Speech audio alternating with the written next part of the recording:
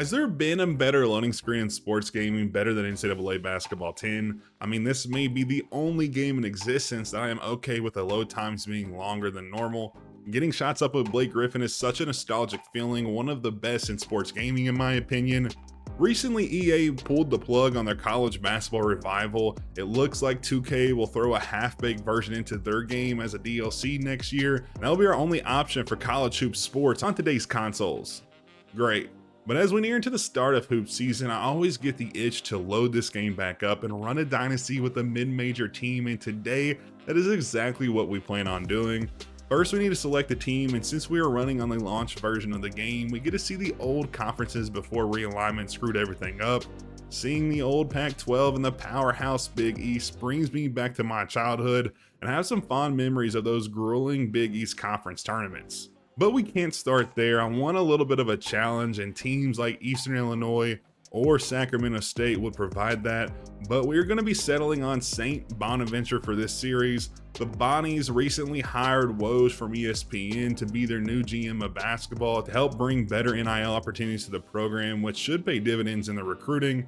But he will need a new coach with the ability to lead them to a national title, and to do that we're going to have Coach Dean Henderson lead us there. Even though we are running on the old version of the game, we did update the rosters manually to make it a little bit more realistic for the playthrough. Unfortunately, the Bonnies only have one guy who started for them last year returning in DeSante Brown, a transfer from Iowa in his second season in brown and gold. Also put up 11 points per game and a handful of assists and rebounds last year as well, and should be our first scoring option in Coach Dean's new high-tempo offense. Along with Bowen at the 1, we have Xander Wedlow, another returning player at 6'10", who will split time at the 4 and 5. He's got great size for a mid-major big man and should be a solid option inside. But outside of that, this roster is brand new, being built mainly from the portal and internationally, where two of our intriguing freshmen come from. Ilya Ermakov is a 6'6" scorer who came over from the Russian Super League, and Achille Lanati is a 6'5" sniper from deep that is over from Italy. With this combination of promising young talent and a few solid upperclassmen, we are a solid mid-pack team in the A10. Recruiting will be our ticket out of the mid-major ranks, and with Woj at the helm, we should see quick success. But with only 93 recruiting points this year, it doesn't look like the new Bonnie powerhouse is fully online yet. But that is fine, we can just stay local and get some players on discounts, and we have some decent options in the Northeast as well. With a few 3-stars already really interested in us, like Jared Alexander, who's rocking the same haircut as Coach Henderson, and Vaughn Blackman, we can also knock out our two needs for next season if we can close them out. But recruiting is only the main course. Player development is the waffle fries to the chicken sandwich, and for this season, we are going to focus on improving our offensive side of the ball. Like great generals always say, great offense is the best defense or something. But now that we have all the preseason fun out of the way, we can really put foot to asphalt and hit the road. And after our training camp, we got some solid boosts to the roster, with both our prize freshman jumping a few points and our random player getting to 70 overall. We'll just stick him in the reserve since he doesn't belong here anyways. But with the season starting, we can take a look at the top 25. You'll see the normal names here: Kentucky, North Carolina, Michigan State, and Kansas.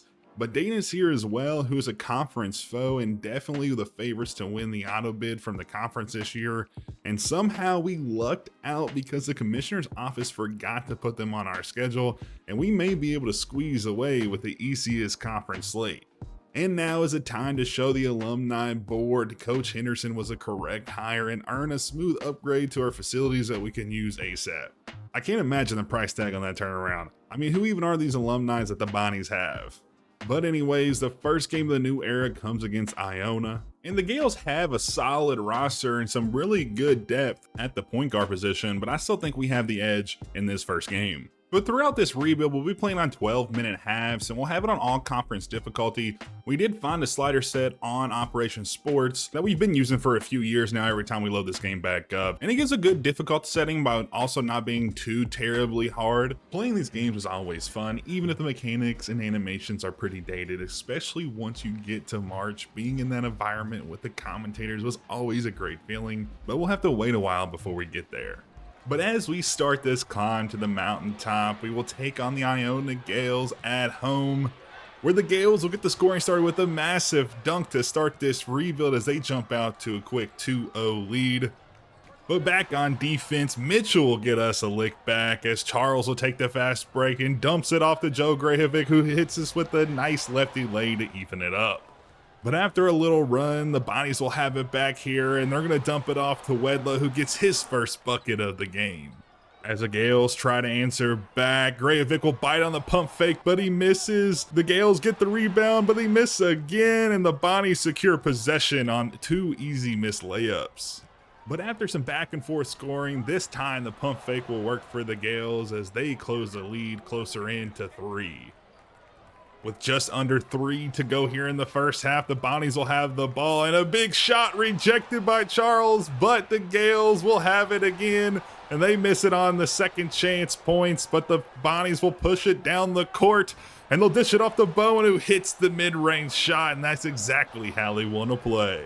Back to Bowen again. He'll get the man to bite on the crossover, dishes it out to Marshall for 3. Nothing but net as the Bonnies take an 8-point lead, and the Gales a little rattled here with under 2 to play. They'll take a timeout just before the half. Bonnies with the ball. Marshall to Simmons, wide open in the corner. 3 ball, nothing but nylon as the Bonnies take their biggest lead of the afternoon to 9 points.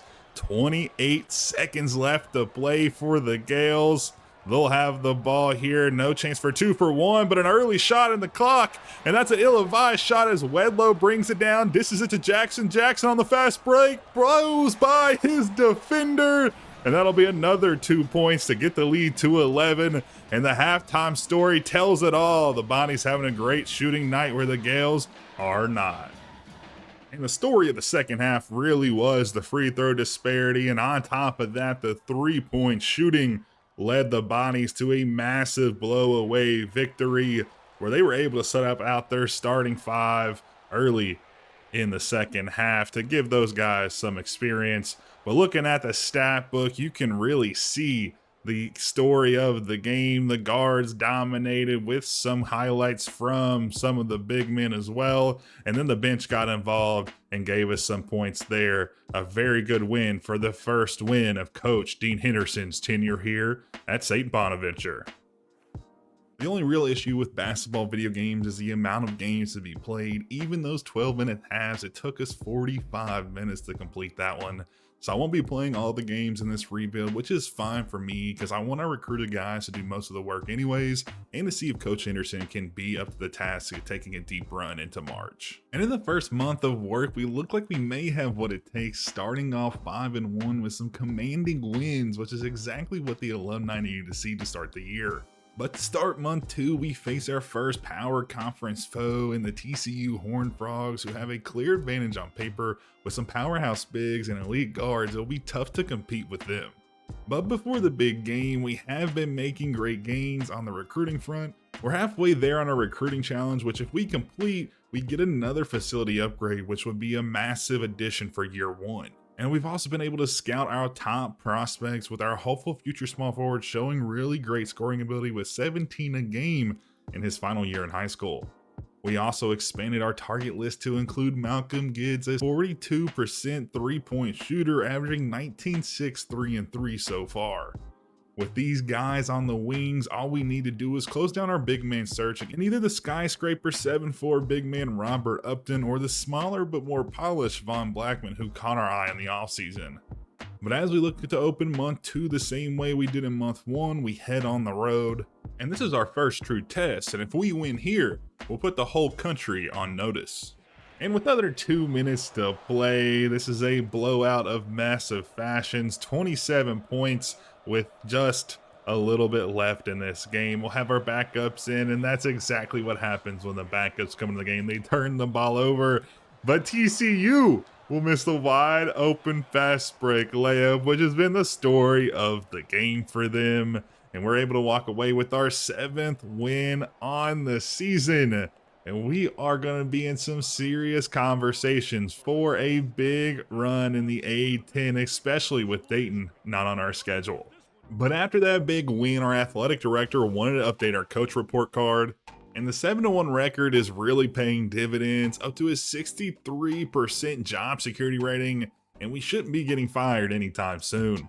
But now we have another big test, this time at home. We'll be taking on the Buffaloes of Colorado, where we get out to a big lead to start the game, but to close the first half, the Buffaloes come back, and not only do they come back, they extend the lead. With just under 3 to play, we're down 10 and we won't be able to close it out. We had a decent offensive performance, but the defense really was the issue. 33 points from their shooting guard.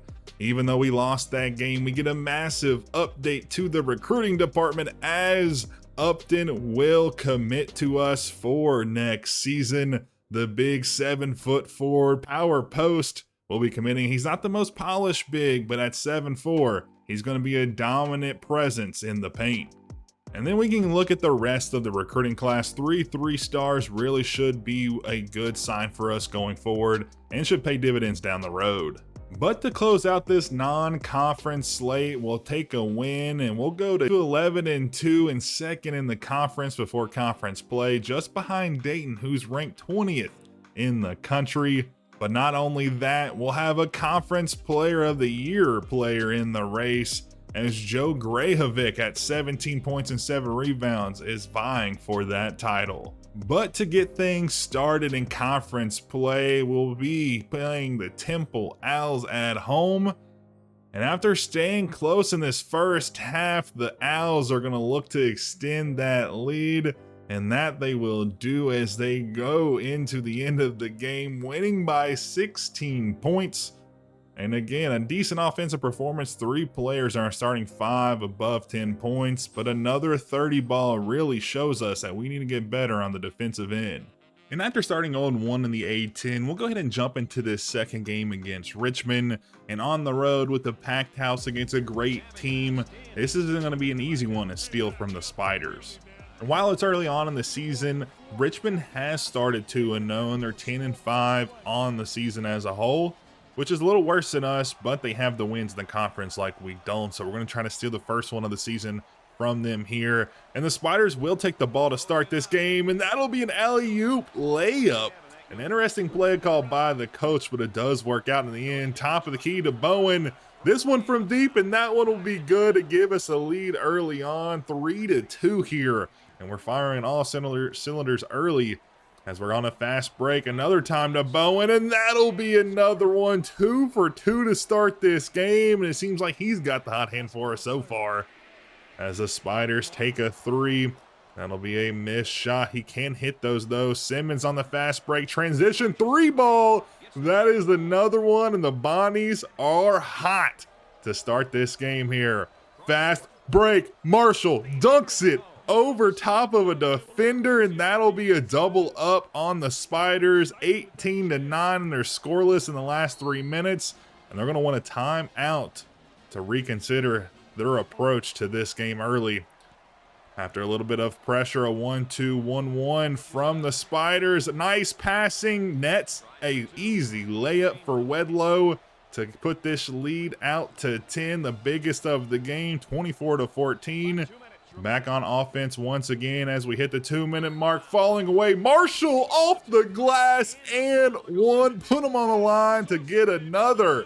As we get another look here, falling away off 1 foot. Looks like prime Dirk out there as he gets it to go at the line. Marshall has struggled recently. He'll miss that one as well, but we're still up 12. 7 seconds on the clock, 13-point game. Simmons with the crossover, he misses it. Wedlow gets the board, and as time expires, Wedlow gets it to go in.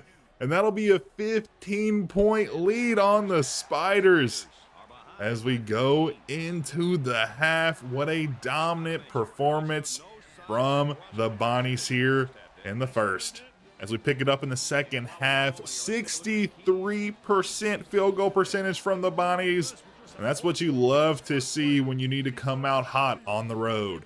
But picking up here with just under 9, Richmond has cut the lead to 13. They've also switched to zone on defense.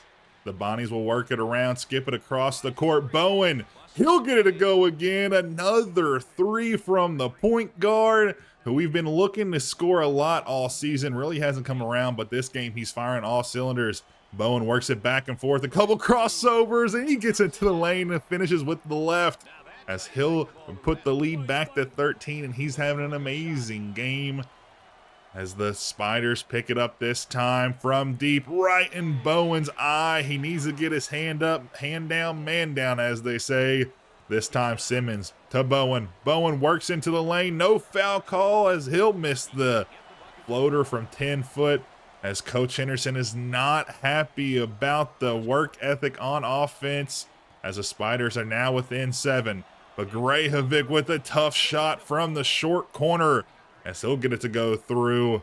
Desante Bowen, 4th personal of the game, and we don't need him to foul out. 10-point lead here with under a minute. Grajevic gets the rebound and will get fouled, putting him on the line. And he's been a clutch performer all season. He'll go 1 for 2, and that'll give us enough to push us over the finish line for another win, our first in A10 play so far this season. And taking a look at the player of the game, surprisingly it wasn't Bowen here. Charles somehow snuck it out. But we'll take a look at the stats. Bowen leads all scorers with 16, a very impressive performance, almost tripling up his season average so far in this early game in the conference play. But looking at the stats as a whole, we were absolutely dominant on the offensive portion. Not too great on the rebounding category, but we still snuck out the win that we're very happy with. Third game of the year, we're going to be facing Rhode Island. And we're going to be getting out to a massive lead as we go into halftime, almost 20 points. And we're not going to be able to hold on to it as the Rams bring it back. But we'll work our way somehow into the victory line with a 3-point win. That could have been a very scary loss early on this season. We'll move to 2-1 so far. And we'll get a little glimpse of the season to date, a little bit back and forth, a couple wins, a couple losses, and looking at the tournament watch.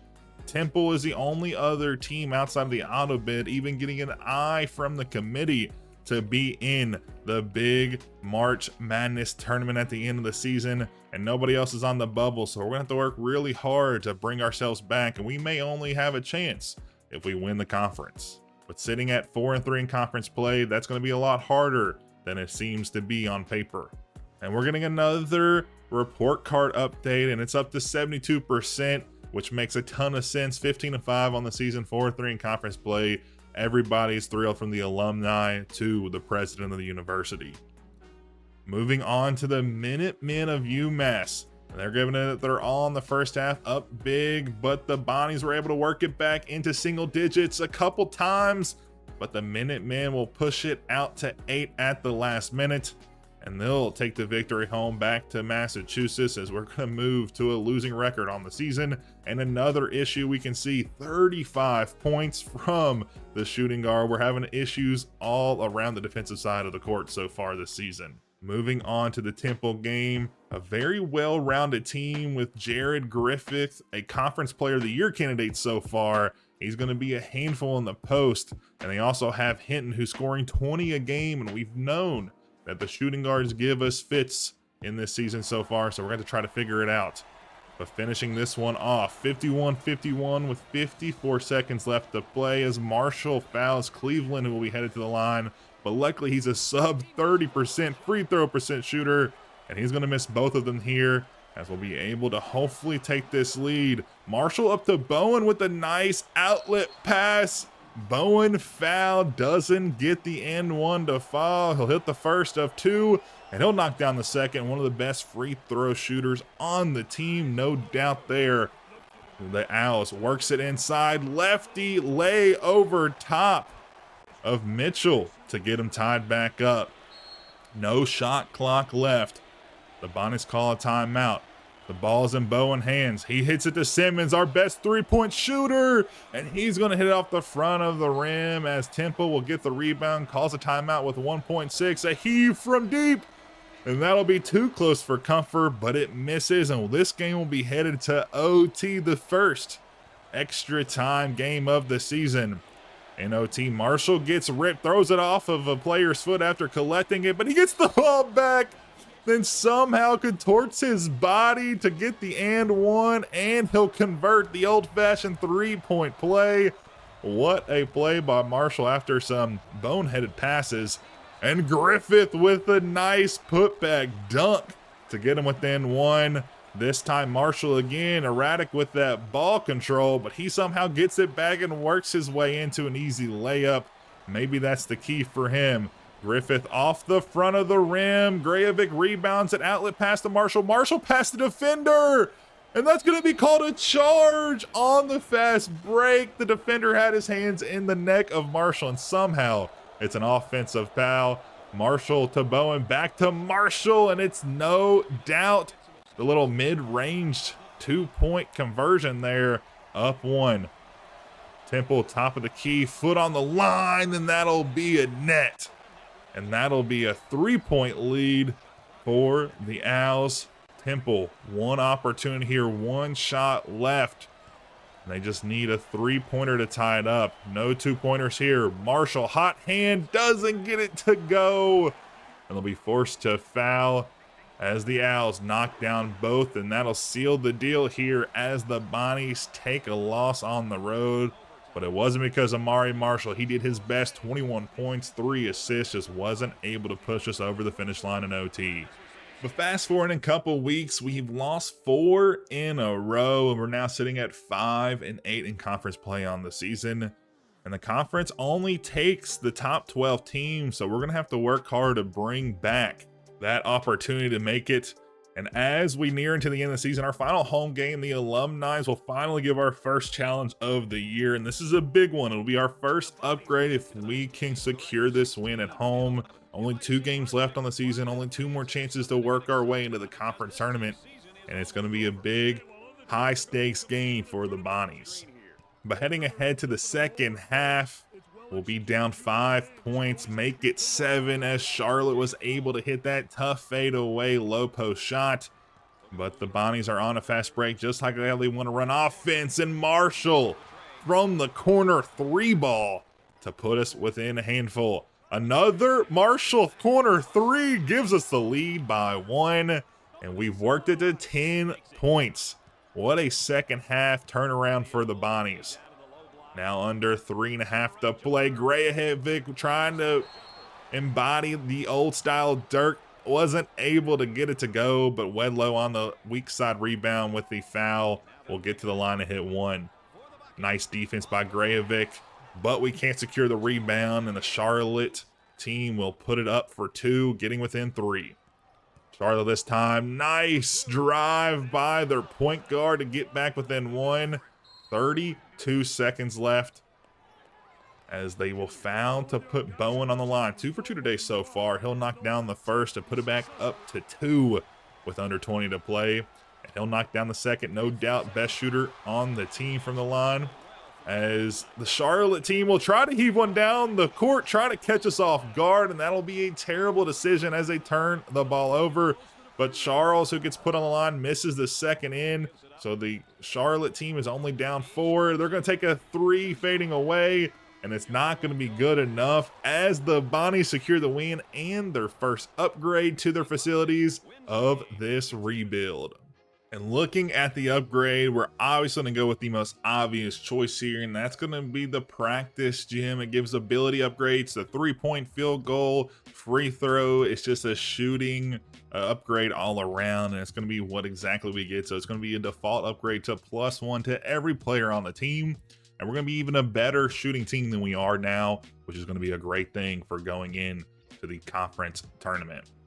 Finishing up here against UMass, we got blown out the last time we played them, but in the first half, we were able to stay close here and even steal a lead here and there early on in the second. But coming down the wire here in the second half, we'll push the lead to 18 and on to 8 points, and we'll get the win against UMass to finish out the season. And Amari Marshall with another big game. He's been the catalyst for us in conference play so far. And finishing the season out, Temple and Dayton tied up top as we are here at the bottom of the page, 7-9, and that should be good enough for the conference tournament, but we'll have to wait and see how it all pans out. But finishing the season out, 16 points for Marshall. Bowen with a little bit of a lackluster season, but was a very vital player for us in that point guard position. But we're very pleased with our first season here all around. Could have been better, could have been worse, but a very good basis for the first year. And looking ahead here, we are the 6th seed in the top part of the bracket. We'll be taking on Richmond. We've had very, very good results against recently. Can we go and get a third win here? And looking back to our first game, a 6-point victory, where we had some big support off the bench from Simmons. And in the second one, we had the win by 9 at home. Another good, well-rounded performance there. So can we finally finish this trilogy out against Richmond and get our first win in conference play? But we've laced them up and we're on the hardwood here in the conference tournament, ready for some postseason play, our first taste of it. And Joe Grahovic from the nice feed from Mitchell will get our first points in postseason play, as Bowen will have it after they tied it up on the other end. Swing it around a few times. We find Charles in the weak side corner, and he'll net that one for another 3-ball. He's been a big shot maker, doesn't make a ton of volume threes, but when you need one, it seems like Charles is always there. And Joe Grahovic through the contact and one for his 4th point of the day. Looking to go to the free throw line to hit one, and he will. Fast forward a few minutes, 14-8. As Bowen makes a nice dish to Mitchell, but he's not able to finish the easy open layup, and he'll blow it as the Spiders look to capitalize off that missed opportunity. The Bonnies are scoreless in the last 2.5 minutes, and this time Griffith, looking to submit himself as the best player in the A10, hits a deep 3-ball from about 26 feet.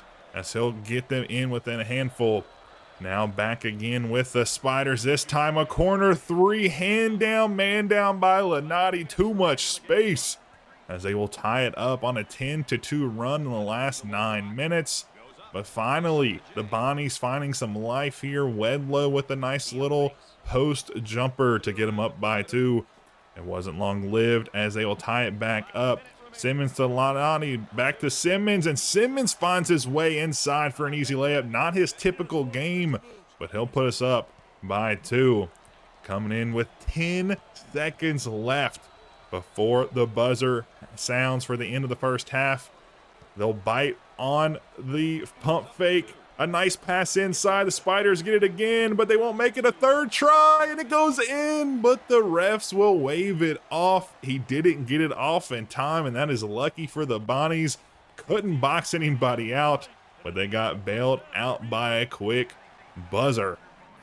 But after the half, you can see a very even game, 22 points both ways, 45% free throw shooting or field goal shooting, but somehow, even with those 3 rebounds there at the end, we still have a 3-rebound advantage, which has been a sore spot this season for the Bonnies. To start the second half, Charles will have it on the break, slows it down a little bit, lets everybody get reset here, but he passes in to Grahovic, who's had a great game so far. Doesn't get the falling away jumper to go, but he will be heading to the line for 2 to hopefully push his game-leading 9 points into double digits to start this one. 9.7 rebounds early in the first half, or throughout the first half. A very impressive performance so far. After knocking down 2, being up 3, the Bonnies look to push it. Charles again in the corner, and there he goes. That man hits another one right when you need it to put us up 5, but the Spiders have worked it back to a 1-point game with possession as the shot clock's about to expire. As Marshall was right in his face, it didn't matter, but Marshall gets his lick back with the fast break 3 to put us up 1. Bowen inside to Wedlow, doesn't get it to go, but Marshall with a nice board, and Grahovic is dished it out to, and who else? Another and one through contact this time, and he'll get it to go, and hopefully he can capitalize and get the old-fashioned 3-point play, and that'll be his 12th point, a game leading 5 for 6 from the field today as well. and he'll get that free throw to go 2 for 2 from the line. As the Spiders turn it over, Bowen got his hand in, but Wedlow picks it up. Dishes it to Charles on the wing. Back to Wedlow. He passes up a wide open layup, but that's all right. As Bowen in the corner nets it for us to give us another 3 points. Simmons on the fast break. Nobody steps up to guard him, and that was a mistake from the Spiders as he just steps back and collects himself and hits that one for another big 3. We work it around the perimeter. This time it's Marshall. Everybody getting involved on the deep 3-point shooting. And that'll put us up by 3 with 30 seconds left. A tip pass back to the Spiders. Griffith with a deep 3 being double teamed after the timeout. I don't foresee that's the play they wanted to go to. Bowen fouled. A great free throw shooter misses it. A plus 80% free throw shooter misses it, and the Spiders have another opportunity. They work it up the court. Haven't dribbled it yet. Griffith to the big man from 15 feet. Doesn't get it to go. Ill-advised shot. Wasn't even a 3-pointer, which is what they need to tie it back up. But Mitchell is fouled, and he's able to knock down his first one. He's the worst free throw shooter on the team, but he comes in clutch. And like we expected, misses the second one, but the Bonnies are up 4 now. Spiders, 5 seconds on the clock. Dishes out to Griffith. He'll hit it, but the officials say his foot was on the line. And after they fouled, it finishes it off as a 4-point win as the Bonnies secure their first postseason win under the new coach Dean Henderson here in his first year as the leader of this team. And it was a great performance from Grajovic. 15 points, 10 boards, even some assists there as well. A very well-rounded win from the Bonnies. Now fast forwarding, we'll be taking on the Rams in the second round. Definitely not the best team in the conference, but a very, very strong team that has given us fits before behind a solid 4-man rotation of Lacey, Gaines, Reese, and Joseph.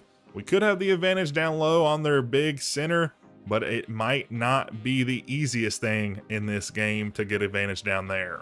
But as we jump into this game, we'll pick up right at the end of the first half. The Rams have a 2-point lead, but the clock is winding down. Simmons with the ball in his hands. He steps back. A 30-foot 3 ball. Hand in his face. Contested, it doesn't matter. He'll put us up 1 as we go into the half. A very poor offensive performance both ways. Sub 40% shooting on both sides of the aisle. And we weren't able to really get anything going, but hopefully we can correct that in the second half, as we'll take a lead up 7 with 1.5 minutes gone in the second on an 8-0 run, extended into the first half as well. But the Rams on a hot streak as they knotted up with a 3 to put them back even. But they extend the lead. A hook there in the post by the guard. He'll get the basket to go, but the ref didn't see the offensive foul there as they get away with one. Down 8 now, only a few seconds left, but Bowen, big time shot, still down 7. Tip pass, Marshall this time. He's hit those before, not able to get it to go, but Grajovic on the weak side gets a 2 with only 1.2 seconds left and 5 points down. The Bonnies weren't able to overcome it as the Rams will take them down in the second round. But all things considered, this was a great season so far from the Bonnies.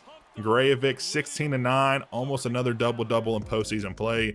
Very, very impressive performance. A little bit of weak showing from our guards and other players. Wedlow off the bench with 8, Simmons with 5. Would have loved to see more production from there. But all around, I think a very impressive performance for this first season under Henderson. But as we go ahead and simulate to the rest or the end of this tournament, Dayton will take the win over Massachusetts, which is a little bit of a run. The 5 seed works their way to the title game, and they only fell by 4, and they went to OT with the #1 team in the conference. But the Flyers will get that automatic bid to get them into the March Madness NCAA tournament. NCAA 10 probably has one of the best features, and that is the Selection Sunday process. It's such an amazing feeling being here and just watching through this. March Madness, the NCAA tournament, is the best part of the college basketball season, and the same can be said for this game, and it's always good, especially with Gus Johnson on the mic here. He has one of the best voices in all of sports, and you get to hear him constantly when you play under the CBS banner and stuff, and especially when you get on March Madness. It's an awesome, awesome feeling. But as we head into the end of the season, you can see the final results of the NCAA tournament. Dayton got beat in the second round. Some notable names: Kansas making it to the Final Four out of the Midwest region. Michigan State making it there as well, beating Tennessee, who still hasn't made a Final Four. And then out of the South, we have Duke, to be expected, but Kansas will take the Final Four trophy back to Lawrence, as they will defeat Villanova in a very commanding fashion. But as we get out of here, we'll see some end of the year awards. But I appreciate y'all tuning in. I hope y'all enjoyed. We're going to turn this into a series. The video is already getting to 35 minutes now, so we'll release this every couple weeks, maybe every month or so, a handful of videos throughout the rest of the season as we near into the end of the college basketball season and NCAA tournament. But I hope y'all enjoyed. I appreciate it if you did. If you do, hit that like button below and hit that subscribe button to stick around for more college football and college basketball content. But I appreciate y'all, and as always, I'll see you all in the next one.